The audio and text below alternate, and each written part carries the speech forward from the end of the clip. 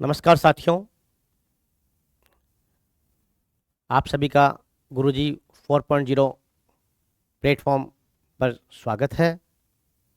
मैं आपके साथ वीडियो कोर्स को लेकर उपस्थित हुआ हूँ। वीडियो के कोर्स में आपके भाषा ज्ञान के अंतर्गत अंग्रेजी विषय का सिलेबस है। उस सिलेबस का टोटल मार्क्स 20 अंक हैं और ऑलमोस्ट 16 क्वेश्चंस आपसे पूछने वाला है। और वो क्लास 10th और 12th के ग्रामर से वो टॉपिक्स हैं। उन टॉपिक्स के बारे में हम बात किए थे। तो उसमें हमारे पास टेंस है, फिर एक्टिव पैसिव है, डायरेक्ट इनडायरेक्ट है, एक छोटा सा टॉपिक पार्ट्स ऑफ स्पीच है, अनसीन पैसेज है, टैग क्वेश्चंस हैं और एक सब्जेक्ट वर्क एग्रीमेंट है। तो ये 7 से 8 टॉपिक्स हैं। इसके अलावा एक अनसीन पैसेज आपसे डिस्कस करेंगे। अनसीन पैसेज में आपको एक पैसेज दिया जाएगा। उस पैसेज में आपके 4 से 5 क्वेश्चन आपसे पूछे जाते हैं। तो इस प्रकार से आपका सिलेबस डिजाइंड है। Total marks 20, 16 questions. उसमें पैसेज आपका से 4 क्वेश्चंस, प्रोबेबली 4 क्वेश्चंस आपसे पूछे जाएंगे। बाकी 12 क्वेश्चंस आपसे ग्रामर पे आने वाले हैं। तो मैं आपसे सबसे पहले फर्स्ट टॉपिक जो आपके सिलेबस में डिजाइंड है वो है टेंस। टेंस को लेकर आज उपस्थित हुआ हूँ। टेंस टॉपिक जो क्लास 10th में के सिलेबस से लिया गया है प्राय, क्योंकि जो हमारे वीडियो सिलेबस में डिजाइंड है उसमें लिखा गया क्लास 10th और 12th इंग्लिश ग्रामर। तो 10th से क्वेश्चन 12th के 10th के एग्जाम से में भी पूछे जाते हैं। सेम पैटर्न पर, सेम सिलेबस पर आधारित छोटे छोटे क्वेश्चन आपसे 10th से पूछे जाएंगे। तो मैं आपके साथ टेंस के बारे में डिस्कस करने के लिए आज उपस्थित हुआ हूँ। प्यारे बच्चों, हमारा टॉपिक है टेंस।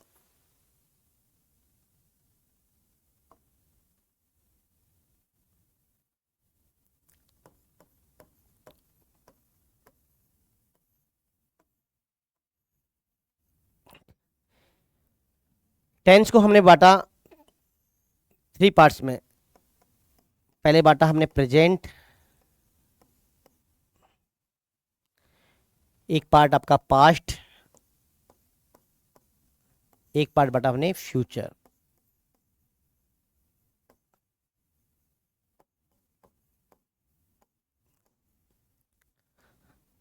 फिर हमने हर टेंस का डिवाइड किया 4 पार्ट में।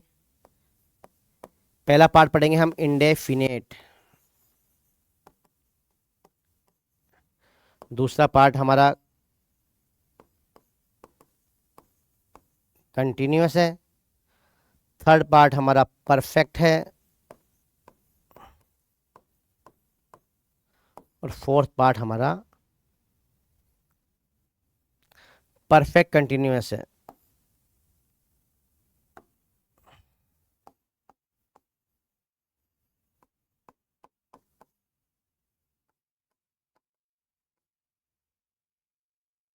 ये 4 टेंस है मेरे पास। तो अगर ये मेरा एक चार्ट बनाऊंगा मैं, तो आपके थोड़ा सा इजीली एक्सेसिबल हो जाएगा।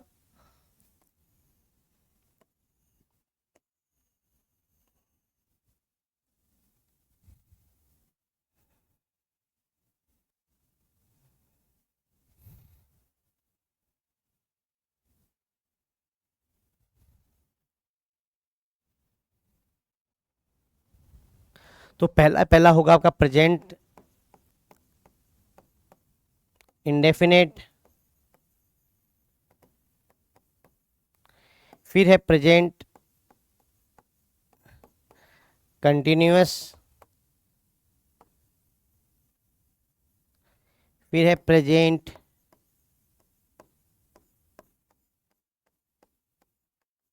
परफेक्ट, देन है present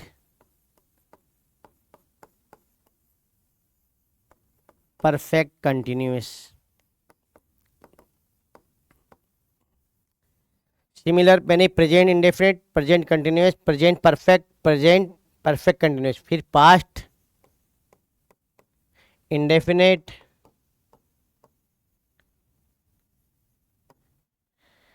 past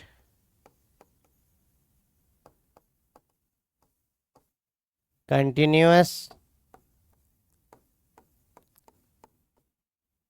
past perfect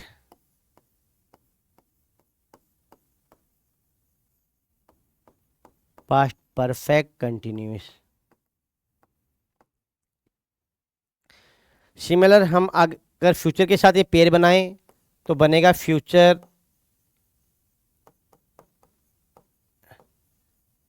indefinite, future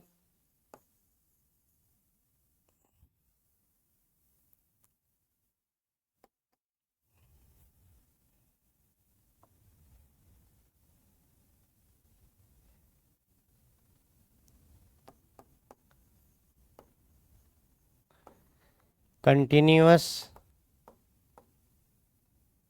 फिर आएगा फ्यूचर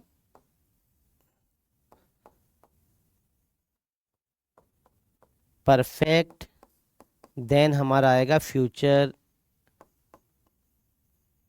परफेक्ट कंटिन्यूअस। ये हमारा मोटा मोटा हमें ये इतने सारे टेंस पढ़ने हैं। अब हम सबसे पहले चलते हैं, मैंने कहा प्रेजेंट टाइमिंग है, प्रेजेंट क्या, indefinite, present continuous, present perfect continuous, present indefinite, present continuous, present perfect, then present perfect continuous. Past, past indefinite पढ़ेंगे, फिर हम पास्ट कंटिन्यूअस पढ़ेंगे, देन हम पास्ट परफेक्ट पढ़ेंगे, देन हम पास्ट परफेक्ट कंटिन्यूअस पढ़ेंगे। इसके बाद हम फ्यूचर टेंस में भी हम चारों कैटेगरी को पढ़ेंगे, फ्यूचर इंडेफिनिट को पढ़ेंगे, फ्यूचर कंटिन्यूअस को पढ़ेंगे, फ्यूचर परफेक्ट को पढ़ेंगे, फ्यूचर परफेक्ट कंटिन्यूअस को पढ़ेंगे।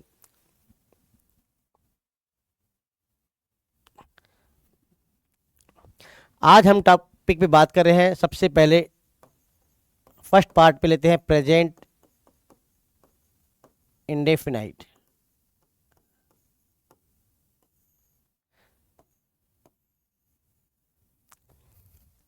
किसी भी सेंटेंस की फॉर्मेशन के लिए जरूरी है, कोई भी सेंटेंस बनने के लिए जरूरी है उसके पास क्या हो, सब्जेक्ट हो और वर्ब हो। सब्जेक्ट और वर्ब उसकी रिक्वायरमेंट है। किसी भी सेंटेंस को फॉर्म होने के लिए दो चीज़ों की ज़रूरत है, सब्जेक्ट चाहिए और मुझे वर्ब चाहिए। अब बात करते हैं हम प्रेजेंट इंडेफिनिट की। प्रेजेंट इंडेफिनिट की जो स्ट्रक्चर है, बेसिक स्ट्रक्चर, वो है सब्जेक्ट,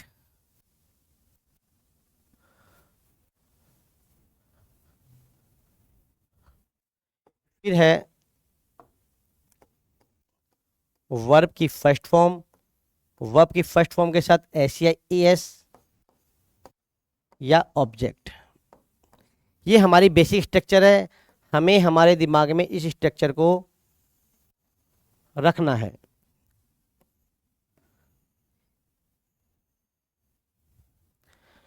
अब बात करते हैं सब्जेक्ट। पहला सब्जेक्ट है हमारे पास। सब्जेक्ट कौन होता है? सब्जेक्ट बनते हैं हमारे नाउन या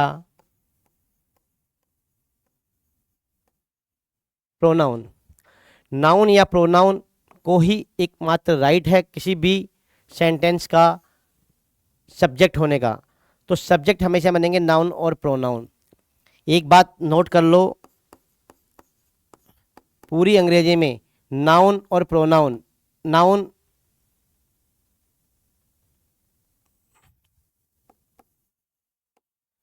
हमेशा सिंगुलर फॉर्म में मिलेगा। हमें बनाना होगा उसका प्लूरल, तो मैं इसमें कुछ ना कुछ ऐड करूँगा।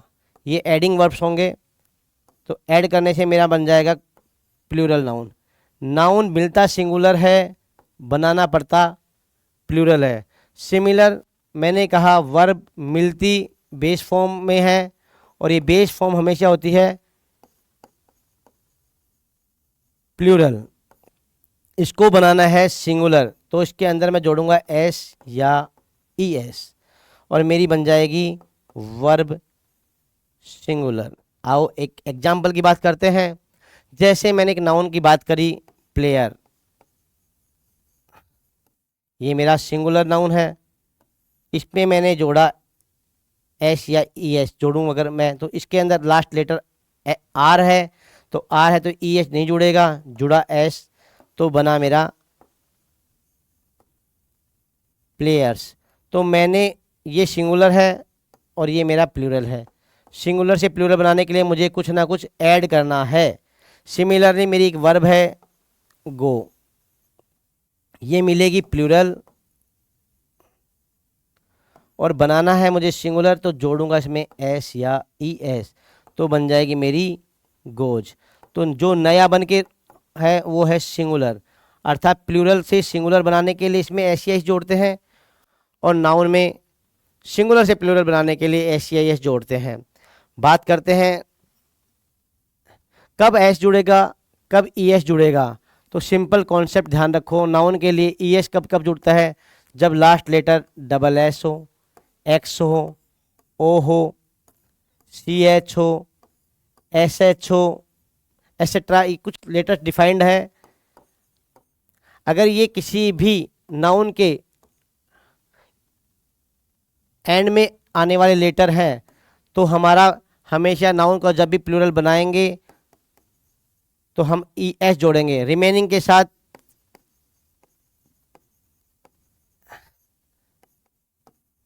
एस जोड़कर हम प्लूरल बना देंगे।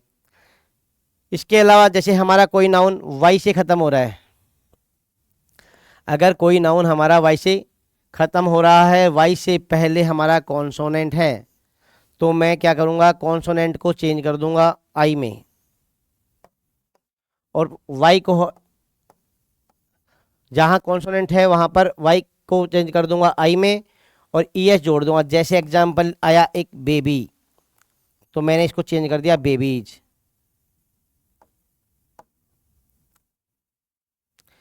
तो इस प्रकार से मैं जहाँ वाई आएगा, वाई से पहले कॉन्सोनेंट है तो मैं वाई को आई में बदल दूंगा और ई एस ऐड कर दूंगा।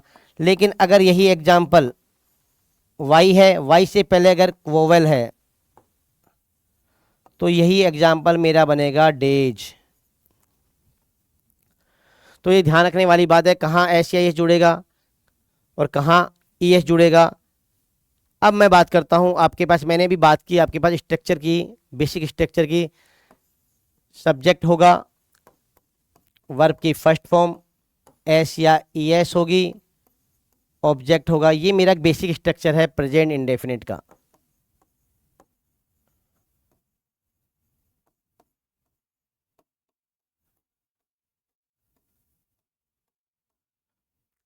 ये बेसिक स्ट्रक्चर है मेरा प्रेजेंट इंडेफिनिट का।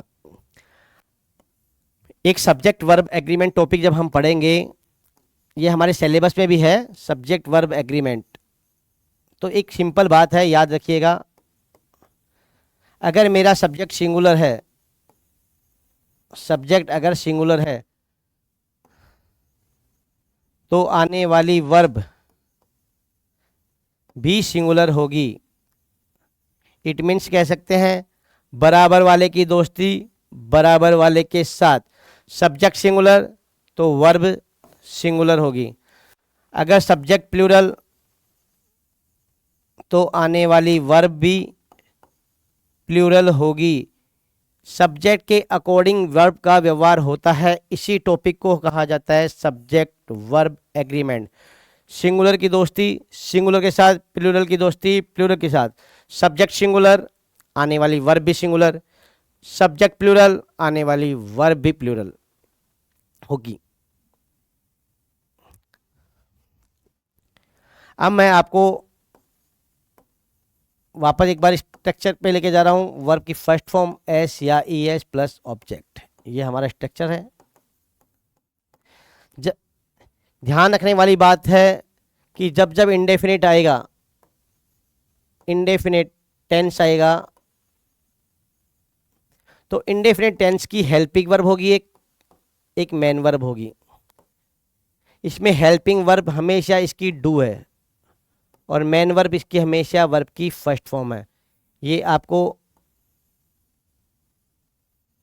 अंडरलाइन करके रखना है। मैंने कहा इंडेफिनिट टेंस है, हेल्पिंग वर्ब हमेशा डू होगी, मेन वर्ब मेरी वर्ब की फर्स्ट फॉर्म होगी। ये सिंपल स्ट्रक्चर है। अगर मेरा सेंटेंस अफर्मेटिव है, अगर यही सेंटेंस मेरा नेगेटिव होगा तो मेरी स्ट्रक्चर में आ जाएगा सब्जेक्ट डू या डज, फिर नॉट आ जाएगा, फिर मेरी वर्ब की फर्स्ट फॉर्म आ जाएगी, फिर मेरा ऑब्जेक्ट आ जाएगा। अगर यही स्ट्रक्चर मेरी इंट्रो की है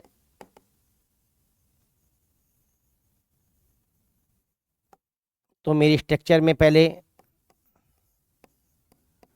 डू या डज होगा, देन सब्जेक्ट होगा, देन मेरी वर्ब की फर्स्ट फॉर्म होगी,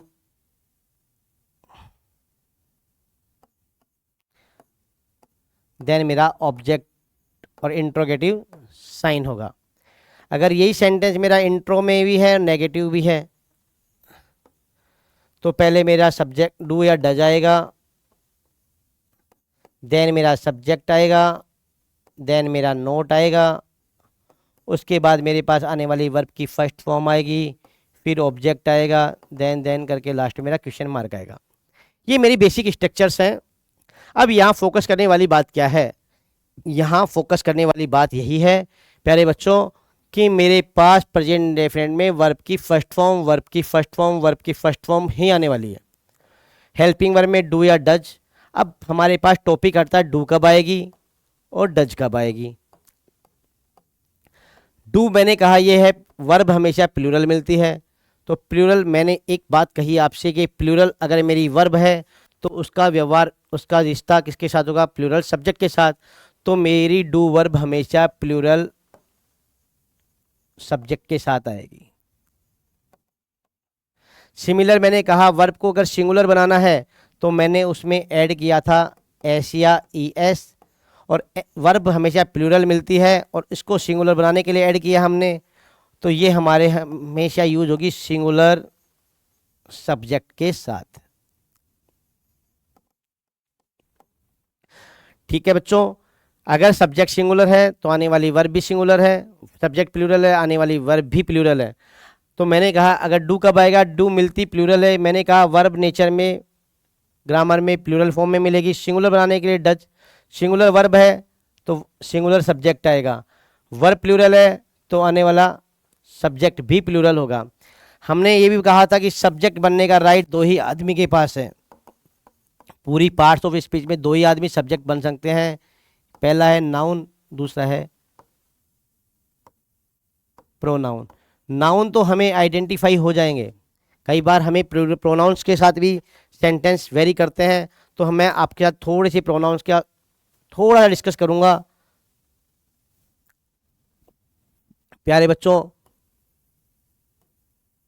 प्रोनाउन में पर्सन्स कितने प्रकार के होते हैं?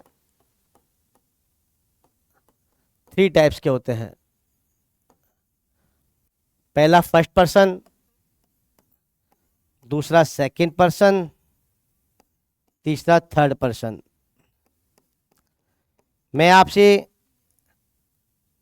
पर्टिकुलर प्रोनाउन चैप्टर के साथ भी 5-6 क्लासेस डिस्कस करूंगा, लेकिन हमें फिलहाल जितना काम आ रहा है हम उस पर बात करने वाले हैं कि हमारे पास जितना मुझे आज ज़रूरत पड़ेगी 10th चैप्टर में, मैं आपसे आज उतना डिस्कस करूंगा। तो मैंने कहा फर्स्ट पर्सन कौन होता है? फर्स्ट पर्सन होता है हमारा आई, और आई का जब प्लूरल बनेगा तो वो बनेगा वी। सेकंड पर्सन होता है यू, इसका प्लूरल भी यू। और थर्ड पर्सन होता है ही, मैस्कुलाइन जेंडर, सी फेमिनाइन जेंडर, फीमेल्स के लिए यूज होगा। थर्ड है हमारा इट, न्यूटर या जेंडर्स के लिए यूज होता है। और इन सब का जब प्लूरल बनाऊंगा तो वो बनने वाला है दे। तो ये हमारा प्रोनाउन चार्ट है। 3 पर्सन है हमारे पास, फर्स्ट पर्सन, सेकंड पर्सन और थर्ड पर्सन। ये इसका सिंगुलर फर्स्ट पर्सन का आई। बेसिकली याद रखने का तरीका ये फर्स्ट पर्सन सेकंड पर्सन को क्या है, तो याद रखो अगर सबसे पहले कोई चीज़, कोई वस्तु हमारे पास है तो उस पर हक किसका होगा, या कुछ भी आपको कुछ चीज़ मिली तो सबसे पहले हक किसका होगा? मेरा, सबसे पहले मेरा। फिर बाद में मेरे से जो पास में या मेरे जो सामने है उसका सेकंड हक उसका होगा। और फिर भी अगर कुछ बच गई तो वो मेरे दोस्तों का होगा या मैं जिनको जानता हूँ उनका होगा। तो वो सब जिनको जानते हो वो है third person, he see it. Second person you, first person I, ये हमारे प्रोनाउन हैं। तो मैंने आपसे कहा सब्जेक्ट बनने का राइट नाउन के पास है और प्रोनाउन के पास है। नाउन सिंगुलर होगा या प्लूरल होगा, मैंने आइडेंटिफिकेशन आपको बता दिया, क्योंकि नाउन हमेशा मिलता सिंगुलर है, एस या एस जोड़ दिया तो प्लूरल हो जाएगा। फिर दूसरा केसेज है हमारा प्रोनाउन। प्रोनाउन में मैंने बताया सिंगुलर, ये भी सिंगुलर, ये भी singular. I you he see it singular हैं, वी यू दे हमारे प्लूरल नाउन्स हैं। अब मैं आपके पास टॉपिक्स पे आता हूँ।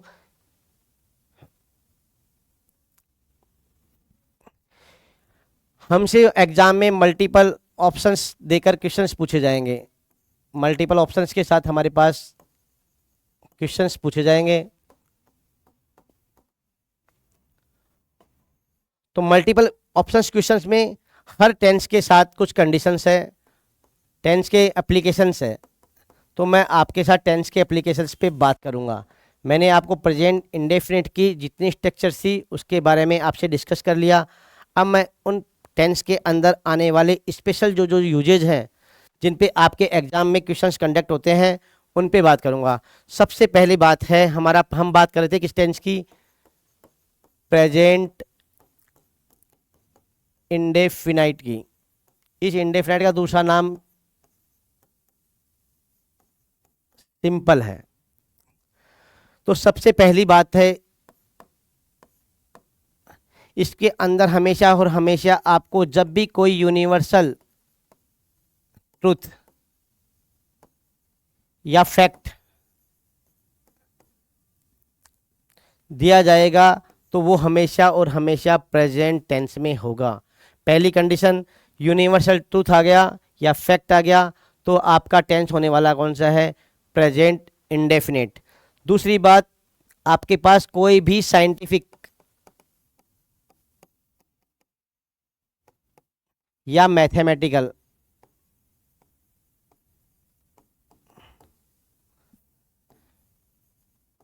फैक्ट आता है वो भी हमारा प्रेजेंट इंडेफिनिट में होगा। थर्ड बात, कुछ एडवर्ब्स हैं जिन्हें आपको ध्यान रखना है। मैंने ये एडवर्ब्स हैं आपकी always, ever, never, seldom, often, rarely, usually, frequently,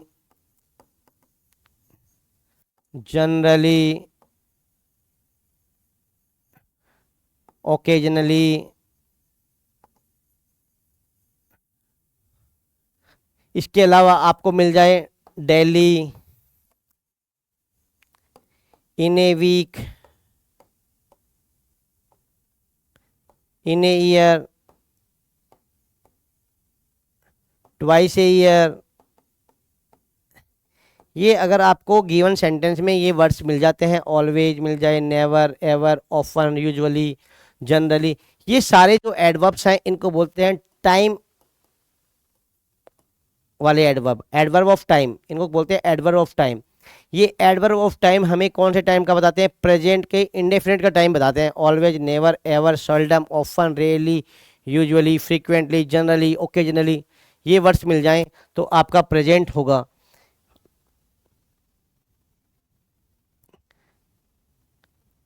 फिर इसके अलावा आपके पास क्या होगा, जैसे किसी न्यूज़पेपर की हेडलाइन है, वो हम आपने न्यूज़पेपर, इंग्लिश न्यूज़पेपर जब देखते हैं तो देखिए जितनी भी हेडलाइंस आएंगी तो वो सारी की सारी प्रेजेंट इंडेफिनिट में ही होंगी। या फिर कोई भी लाइव कमेंट्री,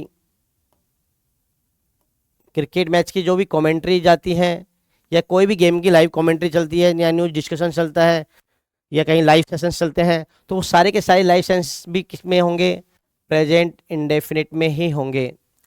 इसके अलावा जितने भी ईडियम्स आते हैं, फ्रेजेज आते हैं, ये भी हमारे सिर्फ और सिर्फ किस में होंगे, प्रेजेंट इंडेफिनिट में ही होंगे। कुछ एक्सक्लेमेटरी सेंटेंस होते हैं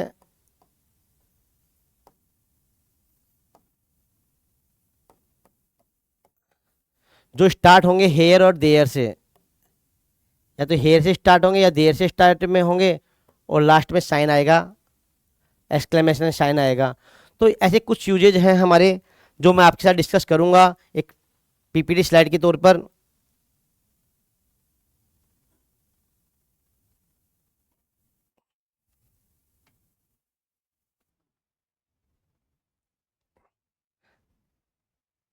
देखो बच्चों, अब आगे हम इस स्लाइड्स के थ्रू कुछ एग्जांपल्स के बारे में डिस्कस करने वाले हैं। पहला हमारे पास यूजेज है इटरनल ट्रूथ। इसे हम इटरनल समझो या यूनिवर्सल समझिए।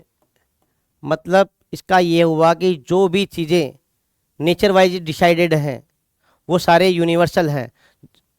तो यूनिवर्सल जब भी ट्रूथ की बात की जाएगी तो वो हमेशा और हमेशा प्रेजेंट इंडेफिनिट में ही होगा। मैंने कहा प्रेजेंट इंडेफिनिट वर्ब की फर्स्ट फॉर्म एस या ई एस ही आपका यूज होने वाला है। जैसे पहला एग्जांपल हमने लिया द सन, आपको फिल इन द ब्लैंक्स मिलने वाला है। आपके पास वर्ब आएगी जैसे राइज इन द ईस्ट, ये आपके एग्जांपल आया। तो मैंने कहा कि सन किसी भी कंट्री में राइज होता हो या कहीं भी राइज होता हो, एवरी टाइम सन का डायरेक्शन होने वाला कौन सा है? ईस्ट है। दैट इज यूनिवर्सल ट्रूथ, एक फैक्ट है जो फाइनल है, उस पर कुछ भी प्लस माइनस नहीं होने वाला। आज ये नहीं कि सन ईस्ट में हुआ कल वेस्ट में हो जाएगा। तो जो यूनिवर्सल फैक्ट्स हैं वो सारे के सारे प्रेजेंट इंडेफिनिट टेंस में होंगे। तो जैसे राइज है तो सन मेरा क्या है? सिंगुलर है। तो राइज के साथ राइज मिलती कैसी है? प्लूरल। मुझे इसको सिंगुलर बनाना है तो इसमें मैं एस या ई एस जोड़ूंगा। इसके अंदर ऑलरेडी ई है तो मैं एस से मेरा काम हो जाएगा। तो मेरा वर्ब बनने वाला है यहाँ पे rises, sun rises in the east. तो मुझे इस प्रकार से एग्जाम में 4 ऑप्शंस देंगे, 1 2 3 एंड 4। ये 4 ऑप्शंस आएंगे, उनमें मेरे पास एक ऑप्शन राइज आएगा, एक राइजेज आएगा, एक राइजिंग आएगा या इज राइजिंग आएगा, हैज राइजन आएगा। सपोज एग्जाम्पल तो मैं कहता हूँ राइज मेरा कट हो गया। क्यों कट हो गया? क्योंकि सिंपल बात है, सब्जेक्ट सिंगुलर तो ये वर्ब तो प्लूरल है, तो सब्जेक्ट सिंगुलर है, आने वाली वर्ब भी सिंगुलर होगी, तो मैं इसको यहाँ से कट कर दूंगा। नेक्स्ट ऑप्शन है मेरे पास हैज राइजन। हैज राइजन, सूर्य उदय हो चुका है, कंप्लीट कैक्शंस नहीं हुआ, सन तो कल भी राइज होने वाला है। तो ये यूनिवर्सल ट्रूथ है। तो universal truth never be come in present perfect, कभी नहीं आएगा। सिमिलरली कंटिन्यूस में नहीं आएगा। अब मेरे पास एक ही ऑप्शन मेरा टिक करने के लिए वो राइजेज। ऐसे ही नेक्स्ट एग्जांपल है बर्ड्स फ्लाइट। बर्ड्स की आदत है या हैबिट है या यूनिवर्सल चीज़ है, बर्ड्स फ्लाई करेगी ना कि वो वॉक करेगी। तो ये उसका एक्शंस है, जो यूनिवर्सल एक्शन है। बर्ड्स का काम क्या है? फ्लाई करना। सेम सन अगर सेट होता है वो इन द वेस्ट, ये भी सन का यूनिवर्सल फैक्ट है। सन हमेशा वेस्ट में ही सेट्स होता है। एक एग्जाम्पल है अर्थ रिवॉल्व राउंड द सन।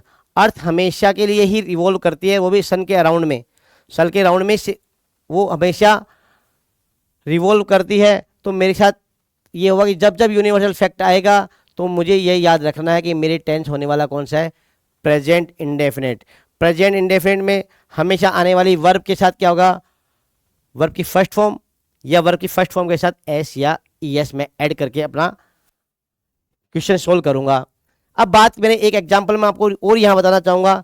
ये सन, सन के पीछे दा क्यों लगा? सन के पीछे दा आर्टिकल ये लगा क्योंकि ये दुनिया में यूनिक है। जो भी दुनिया में यूनिक आर्टिकल्स हैं उनके पीछे आर्टिकल दा का यूज होता है, जो अपने आप में यूनिक है। डायरेक्शन, हर डायरेक्शन के नाम से पहले भी आपको याद रखने वाली बात है, डायरेक्शन के नाम से पहले हमेशा आर्टिकल दा आता है। डायरेक्शन के नाम से पहले भी आर्टिकल द का यूज होता है। तो बच्चों ये याद रखने वाली बात है कि आर्टिकल्स हमेशा किसके पहले आएंगे? आर्टिकल हमेशा नाउन के पहले आएंगे। सन एक नाउन है, कैसा नाउन है? यूनिक है, इसलिए मैंने आर्टिकल द का प्रयोग किया। सिमिलर डायरेक्शन के नाम से पहले भी हमेशा और हमेशा आर्टिकल द का यूज होगा। तो ये आप अपने नोटबुक में नोट करिएगा कि हर डायरेक्शन के नाम से पहले और जो यूनिक चीज़ें हैं संसार में, वर्ड में, उनके पहले भी हमेशा आर्टिकल द का यूज होता है। नेक्स्ट एग्जाम्पल की बात करते हैं अपन।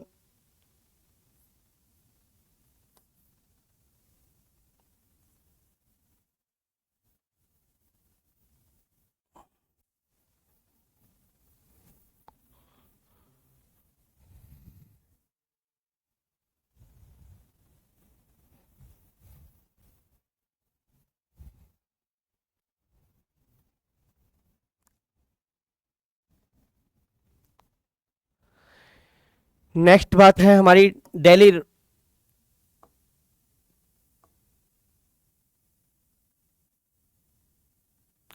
रूटीन। जो भी हमारे डेली रूटीन के एक्शंस हैं उन्हें हम क्या कहते हैं, जो हम चीज़ डेली करते हैं वो हमारी क्या बन गई, हैबिट बन गई। इसको हम ये भी कह सकते हैं हैबिचुअल एक्शंस।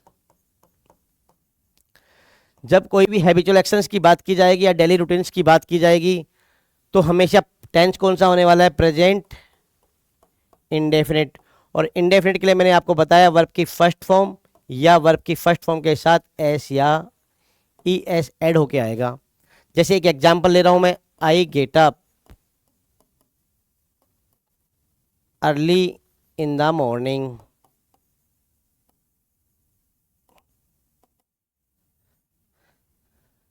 ये मेरी हैबिट है, I get up early in the morning. रोज मैं सुबह जल्दी उठता हूँ, आज भी उठा हूँ, कल भी उठूंगा, ये मेरी हैबिट है। जब भी कभी है किसी की हैबिट की बात की जाएगी तो होने वाला टेंस का नाम होगा प्रेजेंट इंडेफिनेट। बच्चों एक चीज और ध्यान रखना, इन the morning, in the evening, the morning और इवनिंग के साथ आप छोटा सा एक नोट बनाएं, मॉर्निंग और इवनिंग के साथ आने वाला प्रीपोजिशन हमेशा इन होगा। तो आप ध्यान रखिएगा ये बात भी, इन द मॉर्निंग। सेकेंडरी हमने बात की आई गेट अप, गेट मेरी वर्ब है और आई मेरा प्लूरल सब्जेक्ट है, सिंगुलर सब्जेक्ट है। परंतु आई को हम किस में काउंट कर रहे हैं, प्लूरल में काउंट करते हैं। आई और वी के साथ वर्ब की फर्स्ट फॉर्म का प्रयोग होगा। तो आई के साथ मैंने गेट मेरी वर्ब है, मुझे गेट का फिल इन द ब्लैंक्स करना था, तो अगर गेट के साथ मैं क्या करूँगा, गेट्स ना करके गेट करूँगा, क्योंकि आई के साथ मेरा क्या यूज होता है,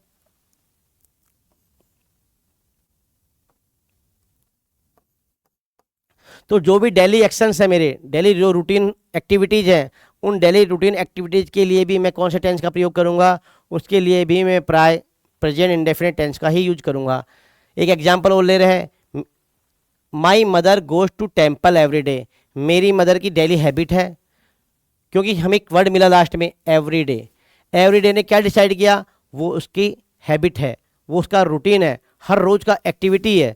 तो इस एवरीडे वर्ड से मैंने कोई क्लियर हो गया कि मेरा यहाँ कोई ना कोई हैबिट वाली बात की है, डेली एक्शंस की बात की गई है। तो मैं इसके साथ भरने वाली वर्ब भी क्या दूंगा, गोज। मैंने गो क्यों नहीं भरा, क्योंकि मदर मेरी सिंगुलर है। अगर सिंगुलर सब्जेक्ट है तो आने वाली वर्ब भी सिंगुलर। और मैंने कहा गो मेरी प्लूरल मिलती है, इसको सिंगुलर बनाने के लिए मैं इसमें क्या जोड़ूंगा, ई एस। तो मैंने यूज किया गोज, तो मेरे यहाँ पे verb I goes. Similarly next देखिए एग्जाम्पल एक, ही प्लेज फुटबॉल डेली। देखो एक वर्ड आया यहाँ पे डेली। डेली ने ये डिसाइड किया कि ये मेरा रोज़ का एक्शन है, रोज़ का खेलने का काम है। मैं आज भी खेलने गया हूँ, कल भी मैं स्पोर्ट्स के लिए जाऊँगा, परसों भी मैं स्पोर्ट्स के लिए जाने वाला हूँ।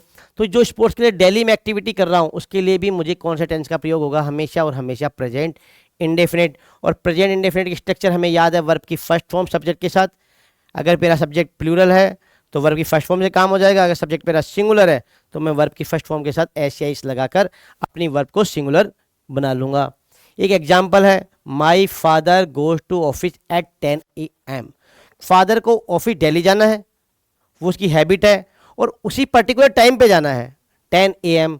तो ये भी मेरे फादर की एक डेली की दिनचर्या का एक्शन है, डेली हैबिट है।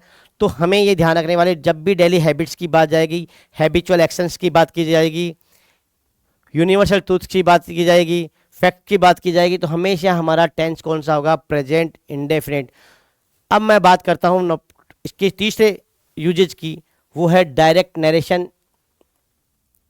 डायरेक्ट नरेशन में जब रिपोर्टिंग वर्ब सिंपल प्रेजेंट में होती है तो रिपोर्टेड स्पीच में कोई परिवर्तन नहीं होता। जब डायरेक्ट और इनडायरेक्ट आप पढ़ोगे तो वहाँ यहाँ लिखा, वहाँ आपको ये पढ़ाया जाएगा, जब भी आपका रिपोर्टिंग वर्ब प्रेजेंट में है और या फ्यूचर में है, प्रेजेंट में है या फ्यूचर में है आपकी रिपोर्टिंग वर्ब, तो रिपोर्टिंग स्पीच में कोई चेंज नहीं होगा, टेंस के अंतर्गत कोई चेंज नहीं होगा। सिर्फ आपका क्या चेंज होंगे, सब्जेक्ट के अकॉर्डिंग चेंज होगा, subject according to person change होगा। सिमिलरली हमारे एडवर्ब्स चेंज होंगे, टेंस का फॉर्मेशन चेंज होगा। जब अभी आप डायरेक्ट से इनडायरेक्ट बनाते हो, आप तीन चीज़ें चेंज करते हो। पहली क्या चेंज करते हो, पहली चेंज करते हो आप सब्जेक्ट, दूसरा आपका टेंस, और थर्ड आप चेंज करते हो उसके एडवर्ब जो भी उसमें दिए गए हैं, टाइम ऑफ एडवर्ब्स दिए गए हैं वो चेंज करते हो। लेकिन जब भी आपका आरवी रिपोर्टेड वर्ब अगर आपका प्रेजेंट या फ्यूचर में होगा तो आप जब भी आरएस में चेंजेज नहीं होगा टेंस की फॉर्मेट जैसे कि तैसे जिस टेंस में सेंटेंस दिया गया सिमिलर सेंटेंस में होगा। तो आपको ध्यान रखा अगर रिपोर्टिंग वर्ब मेरी प्रेजेंट में है तो आने वाला रिपोर्टिंग स्पीच में कभी भी कोई चेंज नहीं होगा। तो ये ध्यान रखने वाली बात है। जैसे यहाँ मेरा टेल्स आया, टेल्स मेरा प्रेजेंट इंडेफिनिट को शो करता है, मैंने कंजक्शन दैट जोड़ने के बाद वाज प्लेइंग गेम जो सेंटेंस दिया था सिमिलर का सिमिलर में कोई चेंज नहीं हुआ। यहाँ प्रेजेंट है और यहाँ पास्ट है, पास्ट गिवन था, पास्ट का पास्ट ही रहेगा, प्रेजेंट में चेंज नहीं होगा। सिमिलरली यहाँ मेरा प्रेजेंट है और यहाँ मेरा फ्यूचर है। तो जब भी आपका आरवी, ये पोर्ट को आप आरवी बोलते हो, रिपोर्टिंग वर्ब बोलते हो, अगर ये मेरा प्रेजेंट टेंस में है तो मेरे अगला जो भी रिपोर्टिंग स्पीच है इसका टेंस में कोई परिवर्तन नहीं होगा। ये हमेशा ध्यान रखने वाली बात है आप लोगों के लिए। नेक्स्ट मैं आपके साथ यूजेज की बात कर रहा हूँ। कुछ ऐसी वर्ब्स हैं जिन्हें हम प्रेजेंट इंडेफिनिट में ही यूज करते हैं, उन्हें हम बोलते हैं वर्ब्स ऑफ परसेप्शंस। क्या बोलते हैं? वर्ब्स ऑफ परसेप्शंस बोलते हैं। परसेप्शन का मतलब होगा कि हमारी जो भी ज्ञानेंद्रियां हैं, सेंस ऑर्गन्स है, वो उस चीज़ को नेचुरली जो करती हैं उसे कहते हैं वर्ब परसेप्शन। मतलब हमारे सेंस ऑर्गन्स जो उनका काम है वो अगर वो सेंसरी ऑर्गन सिमिलर काम करते हैं, जो उनकी नेचुरली एक्टिविटीज है,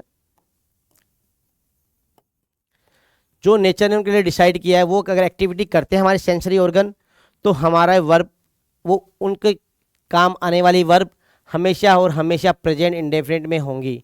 जैसे बात कर रहे हैं हम लोग सी हमारी आइज है और आई का काम क्या है? सी करना। तो ये जब भी सी आएगा तो सी का सींग नहीं बनेगा। जब भी किसी चीज़ को देखने की बात की जाएगी तो सींग आईएनजी फॉर्म नहीं होगी, हमेशा और हमेशा वर्ब की फर्स्ट फॉर्म में ही मिलेगी। ऐसे ही हमारे हियर सुनने का काम भी हमारे सेंसरी ऑर्गन ईयर के द्वारा किए जाएंगे। जब भी कोई हियर की बात की जाएगी तो हियर का हियरिंग नहीं बनेगा, जनरल सेंस में हियरिंग नहीं बनेगा, हियर का हियर रहने वाला है। ऐसे ही हमें थिंक, ये वर्ब्स ऑफ थिंकिंग, तो ये भी हमारी वर्ब हमेशा प्रेजेंट इंडेफिनिट में ही मिलेगी, वर्ब की फर्स्ट फॉर्म में ही मिलने वाली है। ऐसे ही हमारे पास एक वर्ब है लुक, एक है अपीयर। मैं आपको जब भी अगला टेंस जो पढ़ाऊंगा प्रेजेंट कंटिन्यूअस, उसमें सारी verbs of emotions, verbs of thinking, verbs of perceptions के बारे में पूरा आपको चार्ट दूंगा। बेसिकली आप याद रखिए see, hear, think, have, look, appear और सीम और बिलोंग्स, इन वर्ब्स के साथ कंटिन्यूअस टेंस का यूज जनरल सेंस में बिल्कुल नहीं होता है। कंटिन्यूअस टेंस का जनरल सेंस में यूज नहीं होगा। जैसे एक एग्जांपल ले रहा हूँ, I hear they are going to use USA next year. मैंने सुना है कि वो नेक्स्ट ईयर कहाँ जा रहे हैं? यूएसए जा रहे हैं। तो ये मेरे सेंसरी ऑर्गन ने नेचुरल एक्शंस किया है, हियर करने का काम किया है, तो हियर का हियरिंग नहीं, मैं हियरिंग नहीं होगा। सिमिलरली आई सी, एक हर इंजॉइंग द पिकनिक, सी मेरी वर्ब आई, इसकी कभी भी कंटिन्यूस फॉर्म नहीं होती है जनरल सेंस में, तो हम इसको सी को हमेशा और हमेशा प्रेजेंट इंडेफिनिट में देखेंगे। तो मैंने कहा ये कुछ वर्ब्स हैं, आप अच्छे से ध्यान रखिए, see, hear, think, have, belong, look, appear, seem, ये कुछ ऐसी वर्ब्स हैं जो particularly use and use only present indefinite में यूज होती हैं। तो जब भी आपका एमसीक्यू का क्वेश्चन आए तो आपका अगर सेंस भी कंटिन्यूस का भी आ रहा है, सेंटेंस अगर आप इसका ट्रांसफॉर्मेशन कर रहे हैं और आपको कंटिन्यूस के का भी एहसास हो रहा है, तो भी आपको ध्यान रखना है कि इन वर्ब्स का कभी भी कंटिन्यूस फॉर्म नहीं होता है। हमेशा ये वर्ब प्रेजेंट इंडेफिनिट के तौर पे ही काम में आती हैं, या see, hear, think, have, look, appear, seem, belong. तो आपको इतनी ध्यान रखने वाली बात है।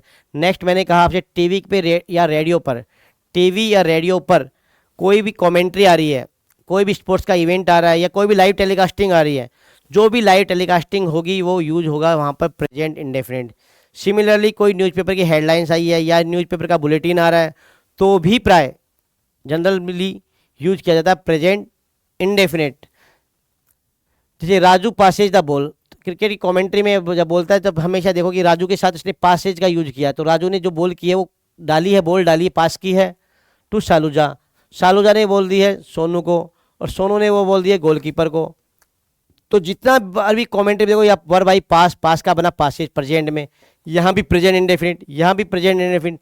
तो यहाँ से डिफाइन होता है जब भी कोई लाइव कमेंट्री होगी या कोई स्पोर्ट्स का इवेंट होगा या लाइव टेलीकास्टिंग होगी, तो हमेशा हमारा यूज होने वाला टेंस है प्रेजेंट इंडेफिनिट। फिर मैंने आपके साथ एग्जाम्पल एक और बात कर रहा हूँ, हेयर और देयर। हेयर और देयर से शुरू होने वाले एक्सक्लेमेटरी सेंटेंस। एक्सक्लेमेटरी सेंटेंस की पहचान क्या है? लास्ट में आपको एक्सक्लेमेशन साइन मिलेगा, एक्सक्लेमेशन साइन मिलता है और वाक्य होता है हेयर और देयर से स्टार्ट। हेयर और देयर से जब भी कोई सेंटेंस स्टार्ट होगा तो आप ध्यान रखिए, हेयर और देयर से स्टार्ट होने वाले exclamatory sentence always present indefinite की वर्ब लेके आते हैं। तो यहाँ भी हमें ध्यान रखने वाली है, प्रेजेंट इंडेफिनिट की वर्ब आएगी एक्सक्लेमेटरी सेंटेंस में। अगर वो स्टार्ट हो रहे हैं हेयर एंड देयर से, हेयर एंड देयर से स्टार्ट होने वाले exclamatory sentence always comes in present indefinite और ऑलवेज कैरी वर्ब की first form according to subject. अगर एस लगाना है या येस लगाना है या सिमिलर प्लूरल रखना है। अगली बात करें हमने किसी भी न्यूज़पेपर की हेडलाइंस, किसी भी न्यूज़पेपर की हेडलाइंस या न्यूज़पेपर के कोई भी कोट्स, न्यूज़पेपर पे जो भी कोट्स या कोटेशंस आती हैं वो भी हमारी कहाँ पे होंगी? प्रेजेंट सिंपल में होंगी, प्रेजेंट सिंपल टेंस में ही होंगी। अगली बात करते हैं, कोई भी फ्यूचर प्लान्ड है, कोई भी फ्यूचर का कोई प्लान्ड है और फ्यूचर टाइम के एडवर्ब भी दे दिया उसने। हमें क्या दिया है? फ्यूचर टाइम के एडवर्ब्स भी दे दिए हैं। लेकिन जो फ्यूचर प्लान है वो डिसाइड हो गया आज की डेट में, डिसाइडेड टुडे। अगर वो डिसाइडेड प्रोग्राम है और वो होने वाला है फ्यूचर में, जैसे मैंने आपके कहा prime minister visits Sikar next Monday, तो नेक्स्ट से मुझे क्या पता आने तो वाले बाद में है नेक्स्ट मंडे, परंतु उनका आना डेफिनेट हो गया कि उन्होंने अपना प्लान फिक्स कर दिया, तो नेक्स्ट मंडे मेरा फ्यूचर का एडवर्ब है। जैसे मैं नेक्स्ट मंडे देखूंगा तो मैं फ्यूचर के लिए टाइमिंग मेरे को फ्यूचर मिला, परंतु मेरा ये जो प्लान है वो बन चुका है आज ही, डिसाइडेड हो गया टुडे। ऐसा कोई प्लान जो फ्यूचर में, इवेंट तो फ्यूचर में होने वाला है लेकिन उसकी प्लानिंग और उसका डिसाइड आज हो गया है या प्रेजेंट सिनारियो में हो गया है, तो उसके साथ भी आप यूज करेंगे प्रेजेंट सिंपल वर्ब की first form SEIS according to subject. जैसे our college opens in the next month,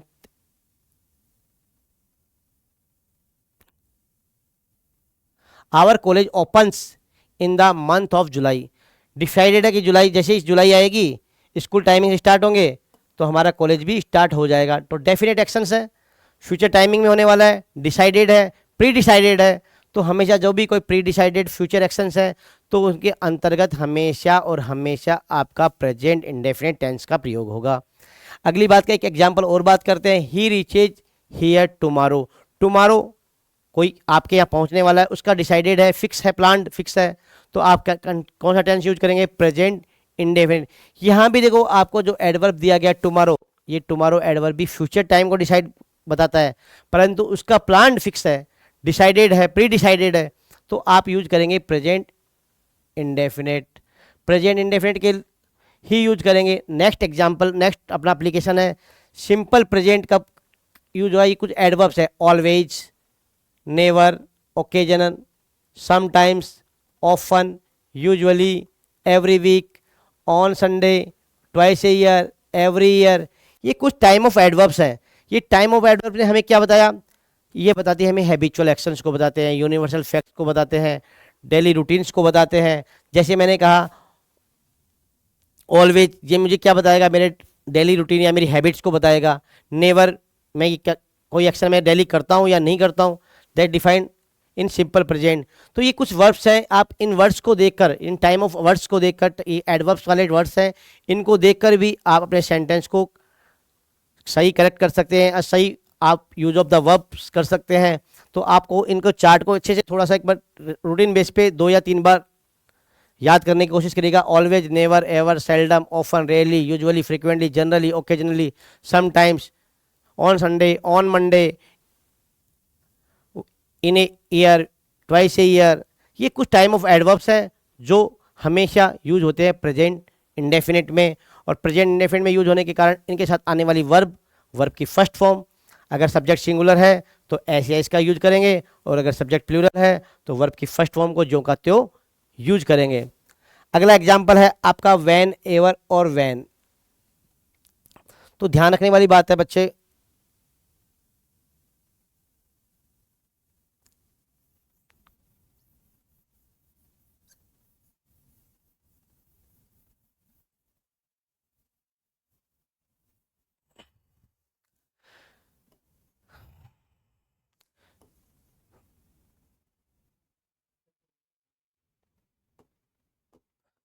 van और वैन एवर,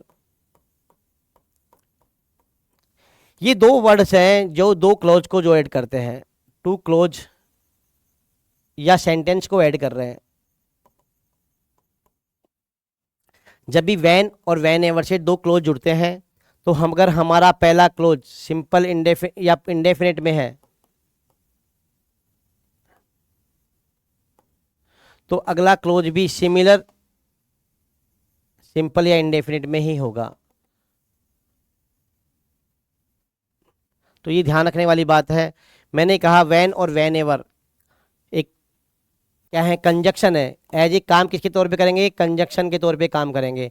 जब ये कंजक्शन के तौर पे काम करेंगे तो ये काम इनका क्या होगा, दो क्लोजेज को ऐड करना या दो सेंटेंस को ऐड करना।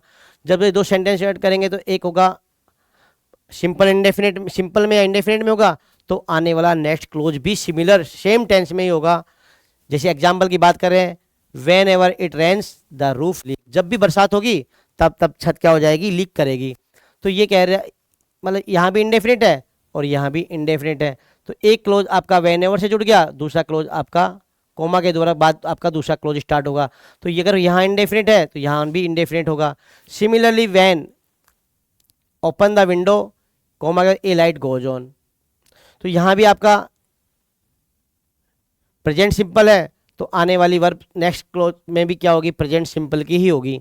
तो हमने ये ध्यान रखा वैन और वैन एवर दो कंजक्शन है और दोनों के दोनों क्या करेंगे, सेम सेंटेंस के सेम टाइम के टेंस को ही क्या करेंगे, कनेक्ट करेंगे।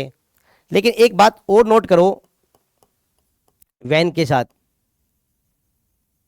वैन अगर दो क्लोज को ऐड करती है और उस क्लोज में कोई ना कोई कंडीशन होगी,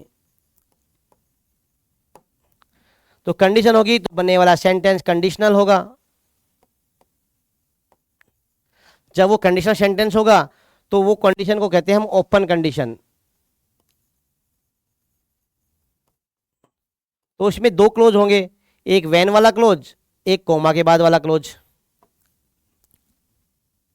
एक वैन के बाद का क्लोज होगा, एक कोमा के बाद का क्लोज होगा।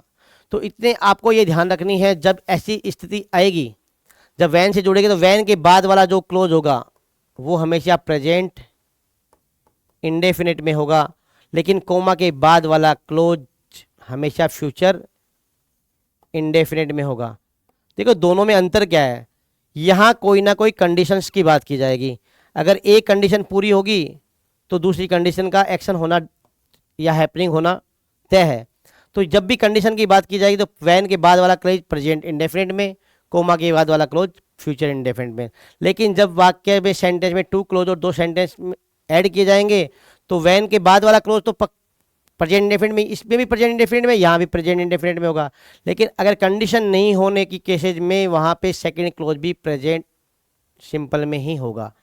एक चीज और नोट कर लीजिए आप,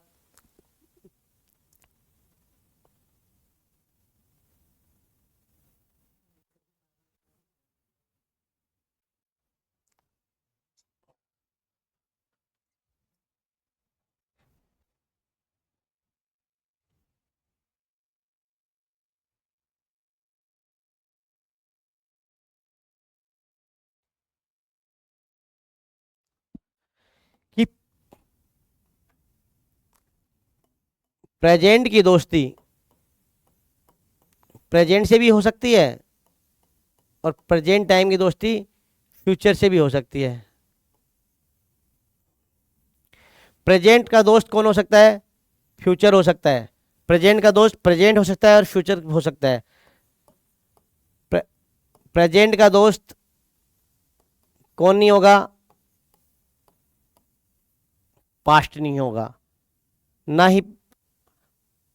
तो ये ध्यान रखना है कि प्रेजेंट का क्लोज प्रेजेंट में रहेगा या फ्यूचर में रहेगा। अभी मैंने बात की वैन वाले क्लोज की, तो वैन वाला क्लोज अगर नॉर्मल है तो ये प्रेजेंट इंडेफिनिट में है, तो बाद वाला क्लोज भी प्रेजेंट इंडेफिनिट में ही आएगा। मैंने बात की वैन वाला क्लोज अगर कंडीशन में है, कंडीशन सेंटेंस में है, तो ये इंडेफिनिट में होगा और अगले वाला फ्यूचर इंडेफिनिट में होगा। किस में होगा? फ्यूचर इंडेफिनिट में होगा। देखिए अगला ही हमारे पास दे रखा है, जब मेन वर्ब फ्यूचर में हो तो कंडीशनल सेंटेंस के, देखो ये वर्ड्स है कंडीशनल सेंटेंस की आइडेंटिफिकेशन के लिए। आपके पास कंडीशनल सेंटेंस के लिए पहचानने के आपके पास कुछ वर्ड्स हैं। अगला ही एग्जाम्पल है, मैंने आपसे पिछले ही एग्जाम्पल में डिस्कस किया है कि कंडीशनल सेंटेंस में जब भी कोई कंडीशंस ओपन होगी तो उसमें एक क्लोज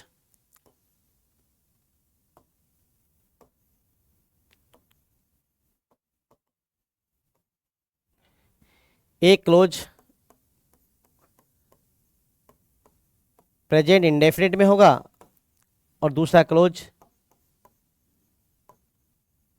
फ्यूचर इंडेफिनिट में होगा। फ्यूचर इंडेफिनिट में होने का मतलब हो गया वर्ब की फर्स्ट फॉर्म तो यहां भी आने वाली है, परंतु उससे पहले मॉडल्स आएंगे। मॉडल्स में आपके विल और शैल भी हो सकता है, कैन भी हो सकता है, और यहां पे आएगी वर्ब की फर्स्ट फॉर्म। अब मुझे कैसे पता चलेगा कि सेंटेंस मेरा कंडीशनल है? तो कंडीशनल के लिए कुछ वर्ड्स हैं, जैसे कोई वर्ड है इफ से स्टार्ट हो, कोई क्लोज जब भी इफ से स्टार्ट होगा तो इफ के कंडीशंस को सेंटेंस होगा। अगर ये अनलेस से स्टार्ट होगा, अनलेस का मतलब होता है इफ नॉट,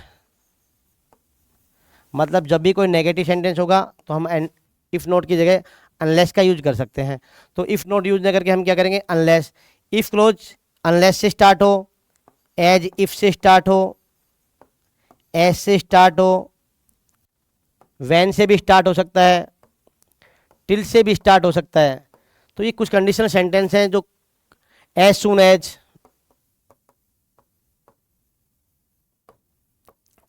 ये कुछ ऐसे वर्ड्स हैं जो कंडीशनल को हमारे को आइडेंटिफाई करेंगे। तो इफ क्लोज या ये जो वर्ड अनलेस, एज इफ, ये सारे के सारे कंडीशनल क्लोज को शो करते हैं। इनके साथ आने वाली वर्ब जब भी ये आएंगे, इनके साथ आने वाली वर्ब हमेशा हमेशा हमारी किस में होगी? प्रेजेंट इंडेफिनिट में। जैसे टिल था, टिल के बाद आने वाली वर्ब अराइज, तो हमें पता चला टिल के बाद जब भी वर्ब आएगी तो प्रेजेंट इंडेफिनिट की आएगी। इफ है, इफ के बाद आने वाली वर्ब भी प्रेजेंट इंडेफिनिट की होगी। इन केस भी हमारी कंडीशन को शो करता है, इन केस के बाद आने वाली वर्ब हमारी प्रेजेंट इंडेफिनिट को होगी। एज, एज भी एक कंजक्शन है जो कंडीशन को शो करेगा, एज के बाद आने वाली वर्ब भी हमारी प्रेजेंट इंडेफिनिट की होगी। आई शैल वेट अंटिल इट स्ट्राइक्स 7, तो हमारा एक अंटिल ने भी हमें कंडीशन सेंटेंस को फॉर्म किया, और कंडीशन फॉर्म करने के कारण हमारे आने वाली वर्ब की फर्स्ट फॉर्म का हम यूज करेंगे। सिमिलरली एक और कंडीशन वर्ड है हमारे पास बिफोर, बिफोर के बाद भी आने वाला प्रेजेंट इंडेफिनिट होगा। कब होगा ये ध्यान, सेकंड पेयर जो आपको बनने वाला है वो फ्यूचर में होना जरूरी है। देखो ये भी फ्यूचर में है, ये भी फ्यूचर में, ये फ्यूचर में, ये फ्यूचर में, ये फ्यूचर इंडेफिनिट में एज सून एज से जोड़ा तो आने वाला वर्ब की फर्स्ट फॉर्म। फ्यूचर में है, इफ से जोड़ा आने वाला प्रेजेंट इंडेफिनिट में होगा। फ्यूचर से जोड़ा, सेल से जोड़ा, आने वाला टिल के बाद भी प्रेजेंट इंडेफिनिट आएगा। अनलेस हमारा, मैंने कहा अनलेस कैसा वर्ड है? नेगेटिव वर्ड है।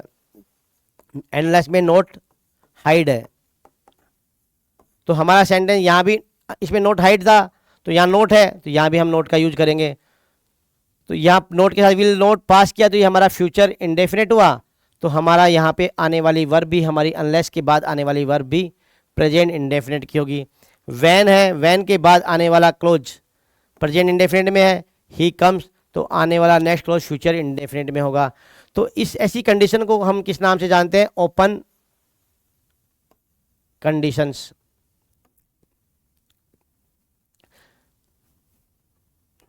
अगली बात हमने बात करी, तो आप ध्यान रखिएगा जब भी कोई कंडीशनल सेंटेंस आएंगे, कंडीशनल सेंटेंस आपके स्टार्ट किससे होंगे, इफ, एज इफ नोट को हम अनलेस के तौर पे यूज करते हैं, until, till, as if, when, till, ये कुछ ऐसे एज सुन एज, ऐसे कुछ वर्ड्स हैं जो हमारे कंडीशनल सेंटेंस को फॉर्म करते हैं। As if, when, until, if, unless, until, till, इनके बाद जस्ट बाद वाला क्लोज, इन वर्ड से जस्ट बाद वाला क्लोज हमेशा और हमेशा किस में रहेगा, प्रेजेंट इंडेफिनिट में।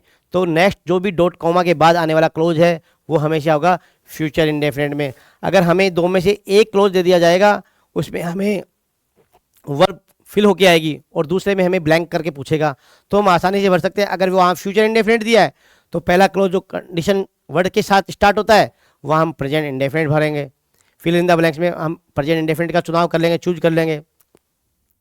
अब बात करता हूं मैं इसको एक और यूज के साथ।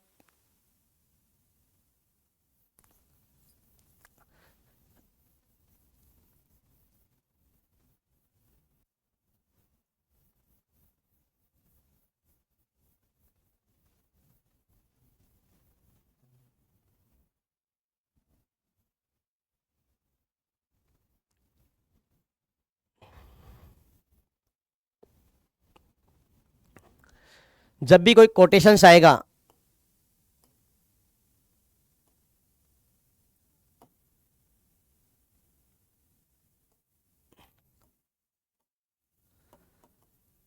जब भी कोई कोटेशन आएगा या कोई ईडियम्स आएगा तो हमेशा और हमेशा किस में होंगे, प्रेजेंट इंडेफिनाइट में होंगे।